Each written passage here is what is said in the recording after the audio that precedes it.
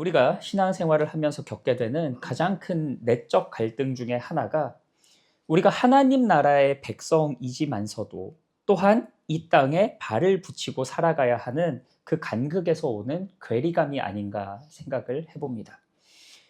그도 그럴 것이 우리가 말씀 가운데 또한 찬양과 기도 가운데 은혜가 충만할 때는 마치 우리 아까 찬양했던 것처럼 세상과 나는 간 곳 없고 구속한 주만 보이도다. 이런 어떤 삶을 살다가도 한순간 돌아서고 나면 그 은혜는 다 사라지고 세상에 끌려다니고 있는 우리의 모습을 발견하는 경우들이 또 있지 않습니까? 그러다 보니 때로는 이런 생각도 드는 것 같습니다. 이 복잡하고 죄 많은 세상을 떠나서 그저 말씀 보고 기도만 하며 살면 참 좋겠다. 그냥 그렇게 어디 들어가 있으면 참 좋겠다. 혹은 주님 차라리 빨리 천국에 데리고 가시면 안 됩니까? 뭐 그런 생각도 해보고 또 어떤 때에는 아유 그래도 혼자 가긴 좀 그러니까 주님 빨리 오세요. 주님이 오시는 게 낫겠습니다. 이런 생각을 하는 경우들도 있습니다. 그런데 주님께서는 이미 그런 우리의 마음을 다 아시고 오늘 본문에 나오는 기도를 하세요. 이게 이제 지난주에 이어서 예수님께서 제자들을 위해서 하셨던 그 기도, 그 뒷부분에 해당하는 내용인데 15절에 이렇게 기록되어 있죠. 내가 비옵는 것은 그들을 세상에서 데려가시기를 위함이 아니오. 보시면 예수님께서는 제자들을 데려가기를 원하지 아니하시고 남겨두기를 원하십니다. 그런데 여러분 이게 제자들의 입장에서는 어떻게 느껴졌을까요?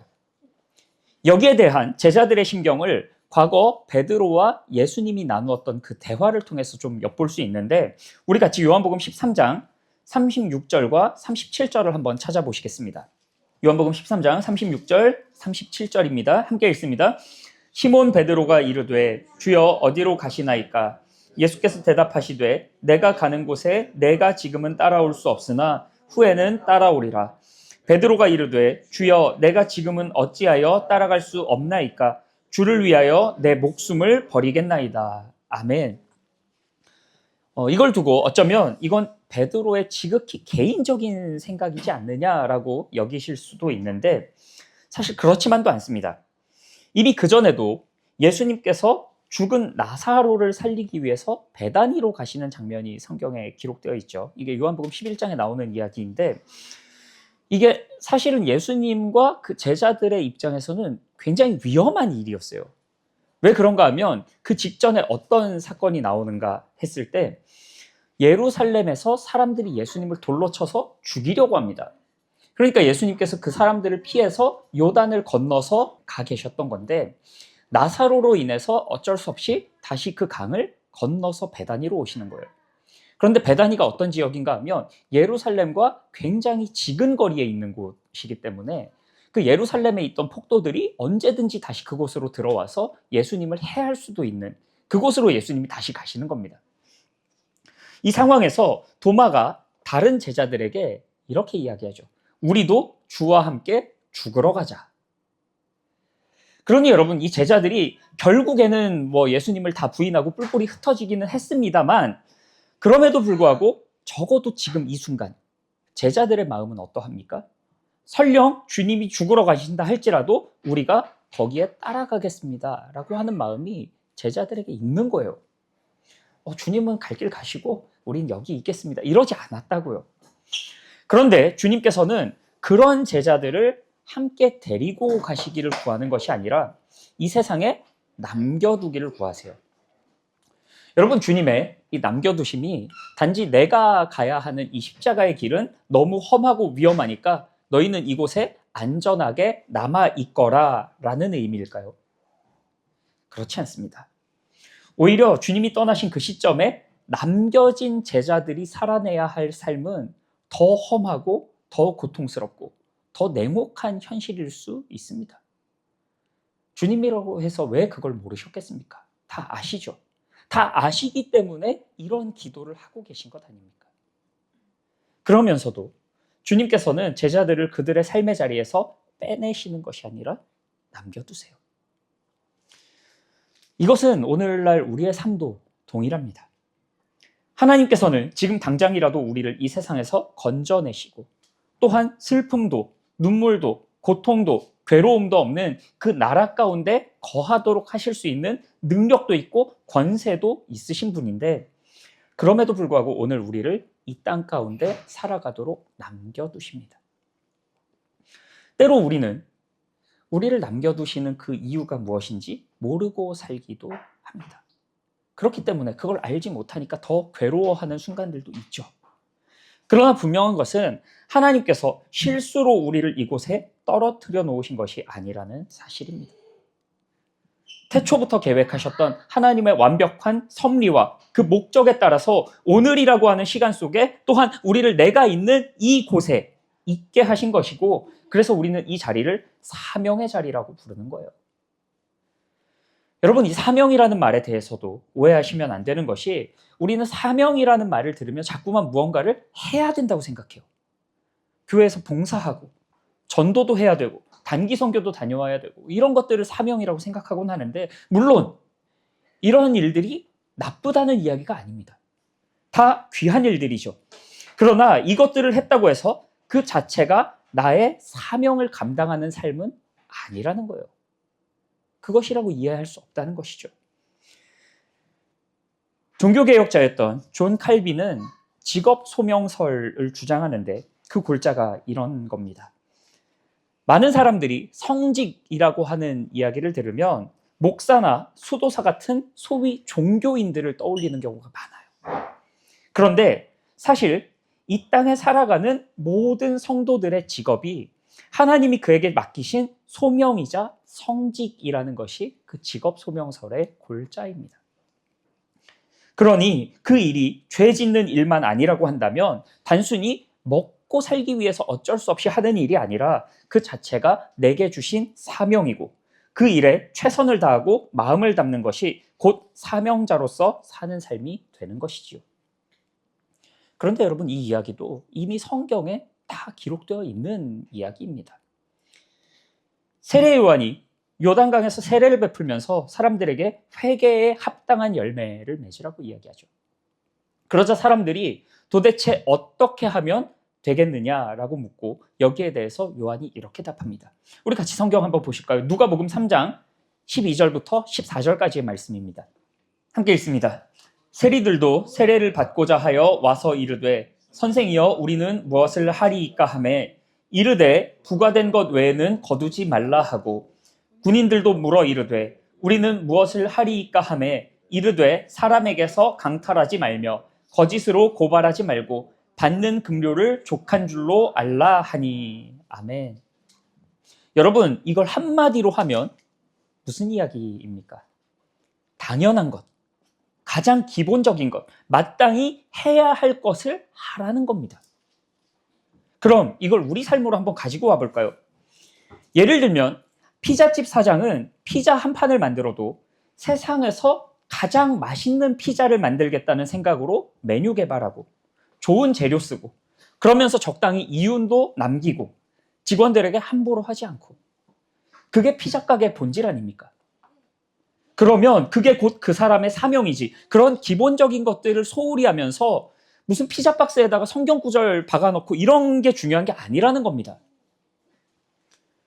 여러분, 이것은 공사 현장에서 일하는 사람도 마찬가지이고, 가정주부도 그렇고, 농사 짓는 사람, 가르치는 사람, 제조업, 서비스업, 회사원 할 것 없이 다들 하나님 앞에서 그런 마음으로 살면 그게 곧 주신 사명을 감당하는 삶이 되는 겁니다.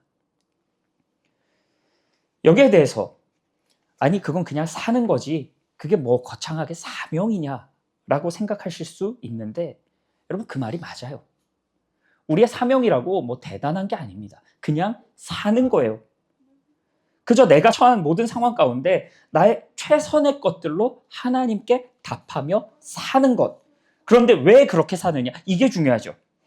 그것은 바로 나의 이 상황과 현실조차도 하나님께서 내게 주신 것이라고 믿기 때문에, 그 믿는 믿음 때문에 그렇게 사는 겁니다. 그게 바로 우리가 늘 이야기하는 코람 데오, 무엇입니까? 하나님 앞에서 살아가는 성도의 모습이고, 그게 바로 신현의식을 가지고 날마다 사명자의 삶을 사는 것이지요.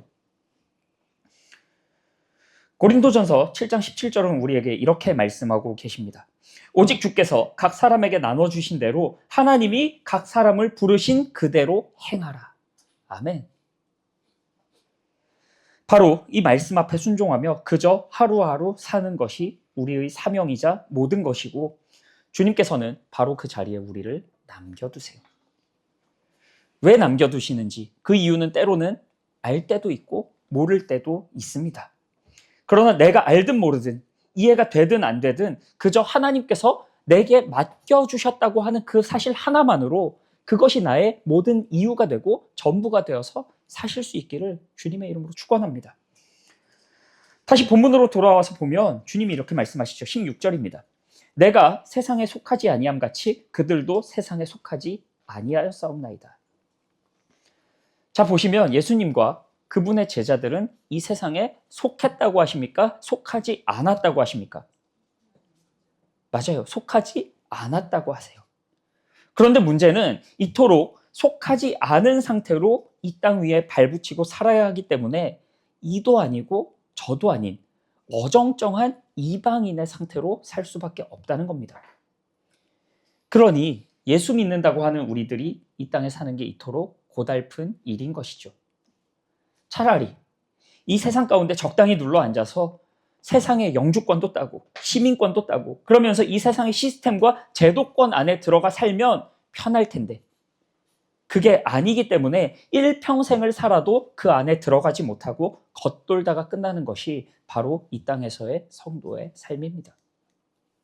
그러면 이런 현실 앞에 우리의 마음은 또다시 원점으로 돌아가죠. 아니 주님, 그럴 거면 차라리 데리고 가시지 뭐하러 우리를 남겨놓습니까?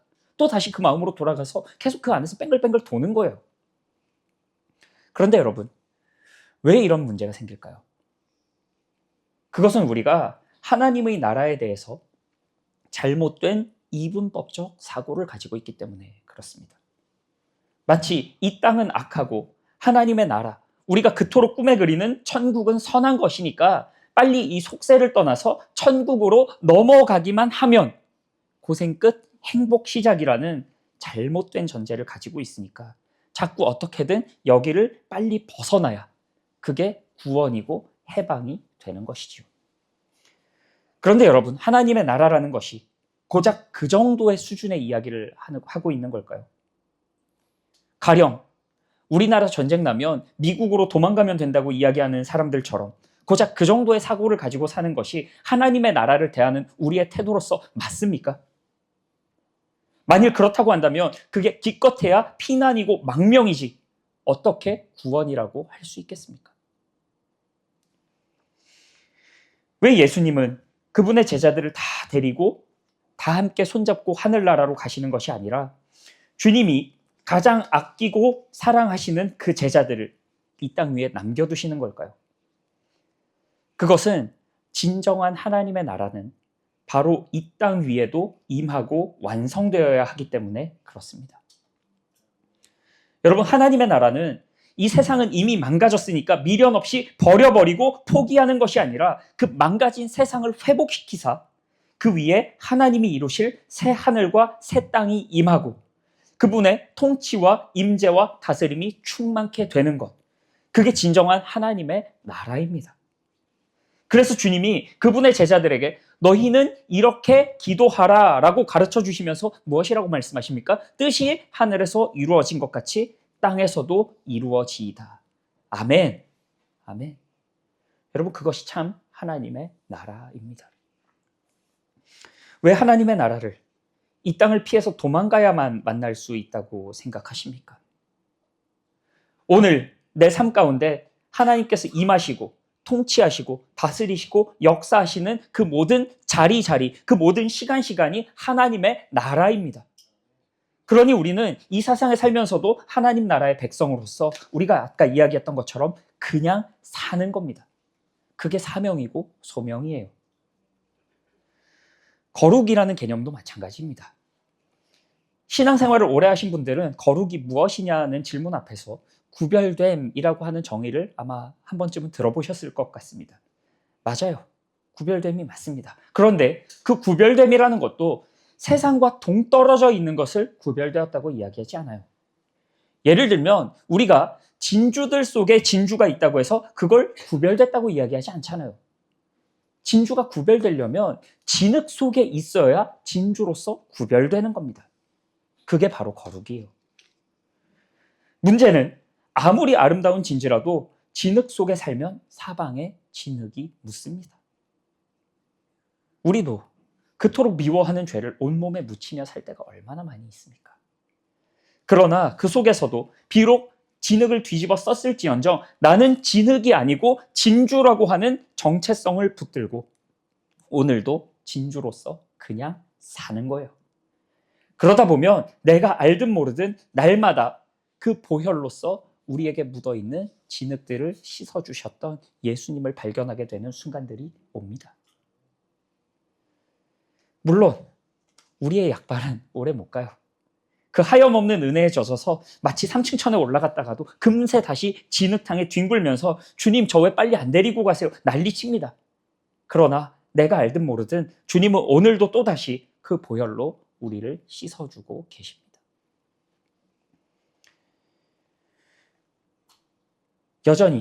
여전히 우리가 이 세상 가운데 구별되어 산다는 것은 그럼에도 불구하고 너무나 어려운 일입니다. 그래서 우리에게 오늘 주님의 이 기도가 더욱 필요한 겁니다. 오늘 본문 15절로 다시 한번 돌아가서 보시면 주님은 우리를 위해 이렇게 기도하시죠. 다만 악에 빠지지 않게 보전하시기를 위함이니이다. 아멘. 이걸 원어로 보면 아버지께서 그들을 악으로부터 혹은 악한 자로부터 지켜주시기를 구합니다 라는 뜻이에요. 그리고 오늘도 주님께서 보좌 우편에서 우리를 위해 그 동일한 기도로 간구하고 계십니다. 우리의 믿음은 나의 의지로, 나의 힘으로 지킬 수 없습니다. 오직 주님이 우리를 위해 간구하시고 아버지께서 그 기도에 응답해 주시는 은혜가 우리의 삶을 덮고 있기 때문에 오늘도 우리가 하나님을 아버지라 부를 수 있고 예수님을 주님이라 부를 수 있고 또 이 자리에 주의 성도로서 나올 수 있는 겁니다. 그리고 바로 이 지점에서 우리가 한 가지 더 살펴볼 것이 있는데 오늘 주님의 기도는 단지 우리가 이 세상 가운데 남겨진 자로서 겪게 되는 괴로움과 고통으로부터 지켜주시기만을 구하는 기도가 아니라는 거예요. 우리 같이 본문 13절 말씀을 한 목소리로 읽어보시겠습니다. 지금 내가 아버지께로 가오니 내가 세상에서 이 말을 하옵는 것은 그들로 내 기쁨을 그들 안에 충만히 가지게 하려 함이니이다. 아멘. 여러분 주님이 우리에게 주고자 하시는 것은 단순히 우리의 고통을 덜어주시는 것이 아니라 기쁨을 충만케 하시는 것입니다. 여러분 하나님 그런 분이세요. 그런데 때로 우리는 하나님이 어떤 분이신지를 망각하고 자꾸만 엉뚱한 것을 구할 때가 너무 많아요. 하나님 저를 이 고통에서만 건져내 주세요. 이 문제만 해결되게 해주세요. 물론 우리의 본성 가운데 그런 문제들이 해결되는 게 기쁨이라고 여길 수 있겠습니다만 사실 그것은 진정한 기쁨도 아니거니와 하나님의 입장에서는 너무 슬픈 일입니다. 예를 들면 이런 거예요. 저희 아이들이 저에게 바라는 것이 아빠 다른 건 더 바라지도 않고 그냥 때리지만 말아주세요. 그게 저의 기쁨이에요. 그렇게 이야기한다면 여러분 이게 얼마나 슬픈 일입니까? 진짜 기쁨은 그런 게 아니잖아요. 불행을 피하는 게 기쁨이 아니잖아요. 마찬가지로 하나님은 우리를 그분의 자녀로 상속자로 삼으시고 그분의 기쁨 가운데 동참하게 하기를 원하시지 단지 우리를 불행하지 않은 정도의 수준에서 그저 우리의 문제를 해결해 주시면서 거기서 꺼내 주시면서 그만하면 행복한 줄 알고 기뻐하며 살아라 말씀하시는 분이 아니라는 겁니다. 빌립보서는 우리가 잘 알듯이 바울의 옥중서신입니다. 그런데 그가 감옥에 갇힌 상황에서 이렇게 이야기하죠. 우리 같이 빌립보서 2장 18절 말씀 보시겠습니다. 빌립보서 2장 18절 우리 함께 읽습니다. 이와 같이 너희도 기뻐하고 나와 함께 기뻐하라. 그 뒤로 조금 넘겨서 4장 4절입니다. 주 안에서 항상 기뻐하라. 내가 다시 말하노니 기뻐하라. 그리고 4장 10절에도 이렇게 기록되어 있죠. 내가 주 안에서 크게 기뻐함은. 여러분 그래서 아이러니하게도 바울이 감옥에서 쓴 이 편지의 또 다른 이름이 기쁨의 서신인데 여러분 바울이 옥중에서도 기쁨을 이야기한다는 것은 둘 중에 하나입니다. 그가 미쳤든가 아니면 그 감옥조차도 빼앗을 수 없는 또 다른 차원의 기쁨을 누리고 있던가. 여러분, 가만히 보면 이 세상도 우리에게 기쁨에 대한 이야기를 합니다. 고통이 사라지고 문제가 해결되고 내가 원하는 것들을 얻으면 기쁠 것이라고 이야기해요. 그러니 수많은 사람들이 돈이 많으면 기쁘고 건강하면 기쁘고 성공하면 기쁘다고 여기며 살고 있지 않습니까? 그런데 여러분, 이런 조건적 기쁨은 조건이 바뀌면 순식간에 사라지는 거예요. 예를 들면 대표적으로 코인 같은 거 생각해 보세요. 그 기쁨과 슬픔이 초 단위로 왔다 갔다 하지 않습니까? 하루도 못 가요. 한 번씩 올라갈 때마다 막 천국으로 갔다 지옥으로 갔다 난리 나는 그 조건들. 세상이 우리에게 이야기하는 조건적 기쁨은 다 그런 겁니다. 그러나 하나님께서 우리에게 주시는 기쁨은 세상의 다른 어떤 조건 때문에 기쁜 것이 아니라 하나님으로 인한 기쁨이고 그 관계 속에서 얻는 기쁨이에요. 그러니 변하지 아니하시는 하나님과 깨지지 않는 관계의 풍성함으로 인한 기쁨은 절대로 사라질 수 없는 것이지요. 그러니 여러분, 이제는 우리의 기도도 바뀌어야 합니다. 단지 불행하지 않게 해달라는 정도의 기도가 아니라 하나님으로 인한 충만한 기쁨을 누리게 해달라고 구해야 합니다. 우리는 자꾸만 인간적인 마음을 가지고 이만큼을 구하는 건 너무 염치 없으니까, 혹은 그 정도까지는 다 받지 못할 수도 있겠다는 어떤 두려움을 가지고 줄여서 어떻게 요만큼이라도 주시면 참 좋겠습니다 라는 식의 기도, 그런 것들을 구하곤 하는데, 사람과의 관계에선 그럴 수 있죠. 왜냐? 저 사람이나 나나 어차피 둘 다 유한한 존재이기 때문에 그렇죠. 그러나 우리가 무한하신 하나님께는 그럴 필요가 없습니다. 우리가 그런 기쁨을 구한다고 해서 하나님께서 야, 너는 참 바라는 것도 많다, 꿈도 야무지다, 이렇게 말씀하지 않으시고, 애초에 우리가 원하는 것보다도 하나님께서 더욱 풍성한 것을 우리에게 주고자 하시는 분이 하나님이십니다. 제가 주중에 유독 눈에 들어오는 말씀이 있었는데, 그러면서 또 성도님 한 분이 생각이 나더라고요. 그래서 평소에 그런 거 잘 안 하는데 그날따라 그 부분을 이제 성경책을 찍어가지고 보내드렸던 적이 있는데, 참 놀랍게도 이번 주 설교를 준비하다 보니까 딱 그 말씀이 오늘 설교와도 맥을 같이 하더라고요. 이것도 우리 한번 같이 보시겠습니다. 시편 145편 18절입니다. 함께 읽겠습니다. 여호와께서는 자기에게 간구하는 모든 자, 곧 진실하게 간구하는 모든 자에게 가까이 하시는도다. 아멘. 그러니 여러분, 우리가 이 말씀을 의지하여 또 이 약속을 의지하여 더욱 주님께 담대하게 간구할 수 있는 겁니다. 그게 자녀의 권세예요.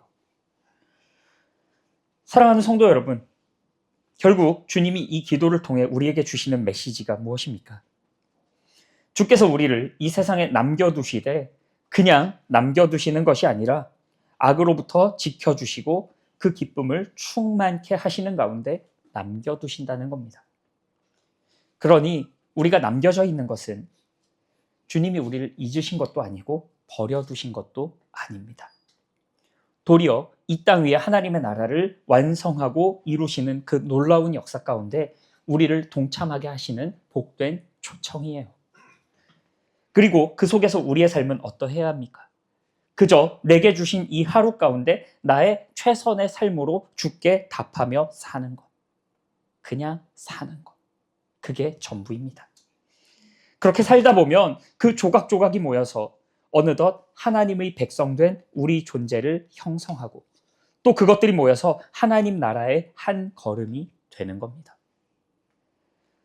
성도의 삶에는 고통을 인내하고 견디는 시간도 들어있지만 결코 그것이 전부가 아닙니다. 도리어 넘치도록 충만한 기쁨을 하나님 안에서 누리게 하시는 것이 주님이 우리에게 궁극적으로 주고자 하시는 선물입니다. 이러한 기대와 소망 가운데 끝까지 낙심하지 않고 오늘 이 하루도 주의 거룩한 사명자로 복되게 살아가는 저 여러분이 되시기를 주님의 이름으로 축원합니다. 아멘.